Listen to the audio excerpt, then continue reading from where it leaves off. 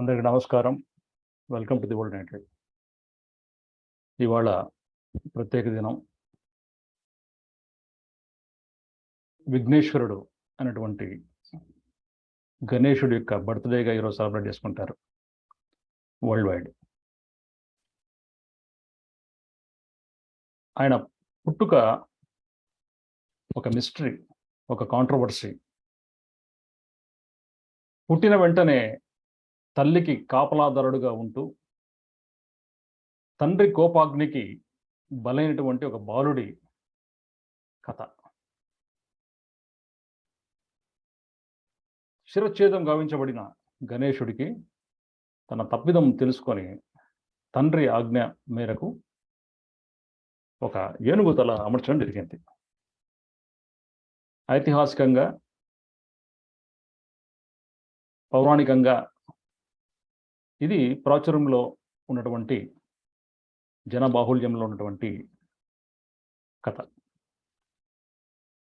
అయితే ఈ head transplantation, తల, మానవ తల అనేది తీసేసి దాని ప్లేస్లో ఒక ఏనుగు తల అమర్చడం అనేది ఒక ట్రాన్స్ప్లాంటేషనే కదా. అది కూడా హార్ట్ ట్రాన్స్ప్లాంటేషన్, కిడ్నీ ట్రాన్స్ప్లాంటేషన్ లాగా అది కూడా హెడ్ ట్రాన్స్ప్లాంటేషన్.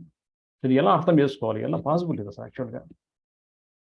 ఇది ప్రజెంట్ మెడికల్ నాలెడ్జ్ ప్రకారంగా హెడ్ ట్రాన్స్ప్లాంటేషన్ అన్నది అసంభవం. మనం మిగతా అవయవ ట్రాన్స్ప్లాంటేషన్ చాలా చూసాం, కానీ కంప్లీట్గా బ్రెయిన్ హెడ్ ట్రాన్స్ప్లాంటేషన్ అన్నది జరగలేదు. అయితే కొంతమంది ఆధ్యాత్మిక శాస్త్రవేత్తల యొక్క ఉద్ఘాటన ఏంటంటే, ఉదాహరణకి రూత్ మాంట్గోమరీ అని చెప్పేసి ఒక great American journalist cum spiritual master కావడంది. ఆవిడ రాసినటువంటి స్ట్రేంజర్స్ అమాంగ్ us అండ్ ఇంకా కొన్ని పుస్తకాలలో ప్రాచీన కాలంలో, అంటే ప్రీ హిస్టారిక్ డేస్, చరిత్ర పుట్టకముందు ఉన్న చరిత్రలో మానవ శరీరము తర్వాత జంతు శరీరం కాంబినేషన్లో బాడీ ఉండడం అనేది ఒక జెనెటిక్ మేకప్ని క్రియేట్ చేశారు వాళ్ళు అని సుమేరియన్ కాంటినెంట్లో, అంటే తర్వాత అట్లాంటిస్ కాంటినెంట్లో ఉన్నాయని చెప్పేసి, ఉండేవాళ్ళు అని చెప్పేసి చెప్పారు ఆవిడ. క్లియర్వాయింట్ స్టడీస్ ద్వారా చెప్పడం జరిగింది. అంటే ఇప్పుడు తుంబురుడు అనుకుంటాం కదా, హార్స్ హెడ్ హ్యూమన్ బాడీ లాగా. అలాగే ఆది మత్స్యేంద్రనాథుడు అంటే fish body, human upper half human. అలాగే ఎంతోమంది. సో ఇవన్నీ ఎలా పాసిబిలిటీస్ అనుకుంటే, ఇప్పుడు రూత్ మాంట్గోమరీ చెప్పినటువంటి క్లియర్వాయింట్ స్టడీస్ వల్ల అప్పుడు మ్యాన్ అండ్ హ్యూమన్ని కూడా హైబ్రిడ్ చేసిన టెక్నాలజీ, ఆ జెనెటిక్ ఇంజనీరింగ్ టెక్నాలజీ ఆ టైంలో ఉంది అని చెప్పడం, అనుకోవడం జరగాలి అంతే. అంతకుమించి ఇంక వేరే ఆధారాలు లేవు. ఏదైనప్పటికీ అది ఎంతవరకు వాస్తవమో, ఎలా పాసిబుల్, ఇది కేవలం ఊహాజనితమైన క్యారెక్టరా లేకపోతే నిజంగా గణేశుడు అనే వ్యక్తి ఉన్నాడా అని పక్కన పెడితే, భారతదేశ సనాతన ధర్మ ప్రకారం గణపతికి, విఘ్నేశ్వరుడికి అత్యున్నత స్థానం ఉంది. ప్రతి పూజకి మొట్టమొదటి పూజ అందుకునే వ్యక్తి విఘ్నేశ్వరుడికే. అంటే విఘ్నాలు ఏమి జరగకుండా అని ప్రజలు అనుకుంటుంటారు. దీని వెనకాల ఇన్సైట్స్ ఏంటో తెలుసుకునే ప్రయత్నం చేద్దాం ఈరోజు. విఘ్నేశ్వరుడికి ఆ పేరు ఎలా వచ్చింది, ఆయన శరీరంలో ఉన్నటువంటి ఆకర్షణీయమైన రెండు అంశాలు, ఒకటి ఏనుగుతల, రెండో పెద్ద పొట్ట, లంబోదరుడు అని అంటారు కదా, అందుకే. సో ఈ ఉదరానికి ఈ తలకి ఏమైనా సంబంధం ఉందా, దీని వెనకాల మనం అర్థం చేసుకోవాల్సిన అంశాలు ఏమైనా ఉన్నాయా అని తెలుసుకునే ప్రయత్నం చేద్దాం. ఈ పెద్ద తల అన్నది మేధస్సుకు చిహ్నం, మేధస్సుకు ప్రతీక, ఇంటలెక్ట్కి, నాలెడ్జ్కి చిహ్నాలు ఇవన్నీ కూడా. అందుకే మహాభారతం ఆయనే రాశారని చెప్పేసి అంటారు కదా. ఆయన ఎప్పుడు కూడా ఒక రైటర్ లాగా ఒక పెన్ పాళి పట్టుకొని రాశారు తాళపత్రాల మీద అని చెప్పేసి కూడా అంటారు. వేదాలు కూడా ఆయన నుంచే వచ్చాయని చెప్పేసి కూడా అంటారు.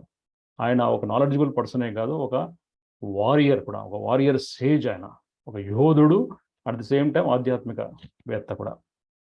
ఆయన తల్లిదండ్రులు చాలా గొప్పవాళ్ళు, శివుడు, పార్వతి లాంటి వాళ్ళు. సో ఆయన పయనించే వాహనం మూషికం, ఎలుక. ఎలుక అత్యంత చంచలమైనదిగా పరిగణిస్తారు. అది ఎప్పుడు కామ్గా కూర్చోలేదు ఒక చోట, ఎప్పుడు అటు ఇటు తిరుగుతూనే ఉంటుంది, తల ఊపుతూనే ఉంటుంది.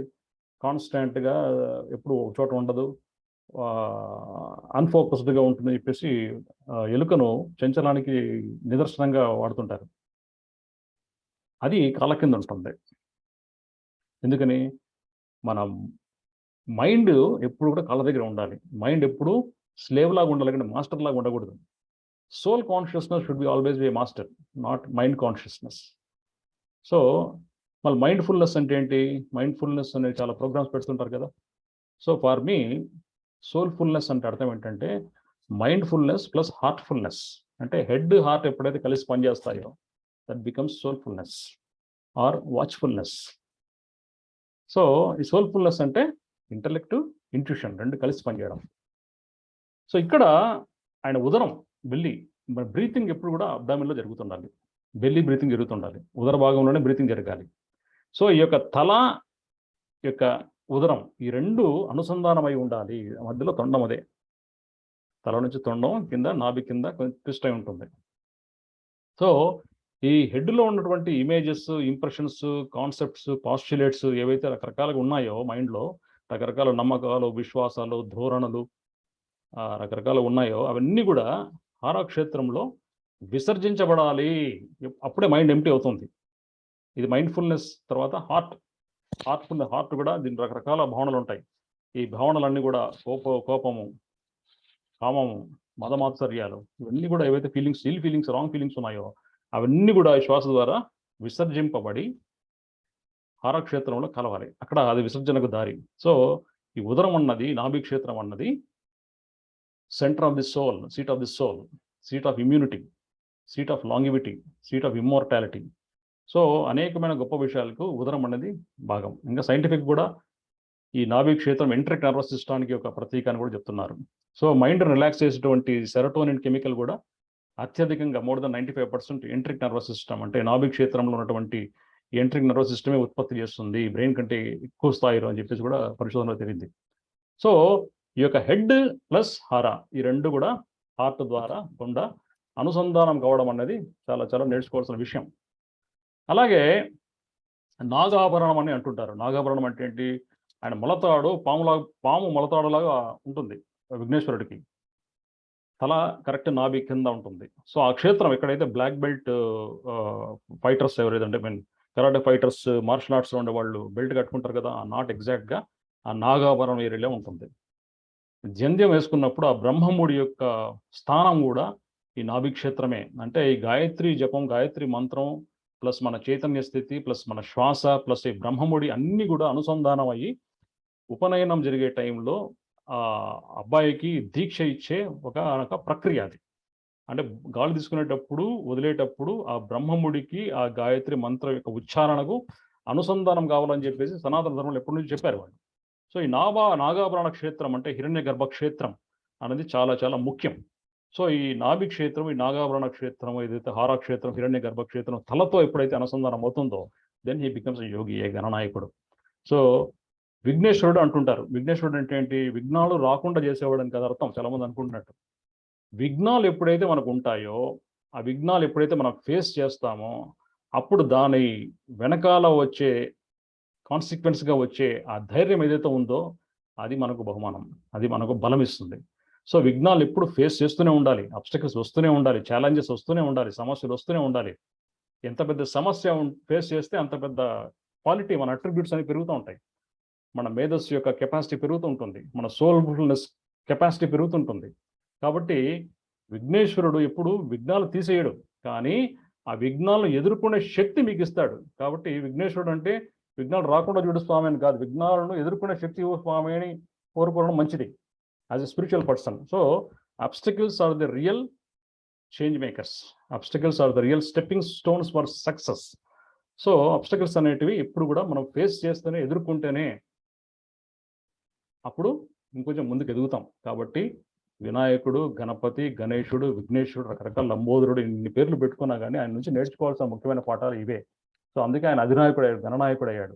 So thank you very much. Happy Ganesh Chaturthi to each one of you.